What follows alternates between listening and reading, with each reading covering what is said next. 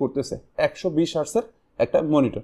আচ্ছা, মনিটরের ওয়ারেন্টি কিন্তু 3 বছর থাকে এই মনিটরগুলো নর্মালি, এবং এরাও এটা 3 বছর ওয়ারেন্টি দিয়ে নিয়ে আসতেছে। সো 8,000 টাকার ভিতরে প্রাইস থাকবে। আমি ফুল প্রাইসটা কি বলবো, সবার শেষে যে আমি এটা ডিসক্লোজ করব, সবার শেষে একবারে ভিডিও শেষ প্রান্তে। তবে আমি বলতেছি এটার প্রাইস 8,000 টাকার ভিতরে, এবং চমৎকার প্রাইস যাবে, যেহেতু আমরা স্পেশালি এটার মনিটরটি নিয়ে কাজ করব। সো এর স্পেশাল একটা প্রাইস যাবে। আর হচ্ছে, তো বেশি কথা না বলে মনিটরটা অন টন করে দেখে যাক কী অবস্থা।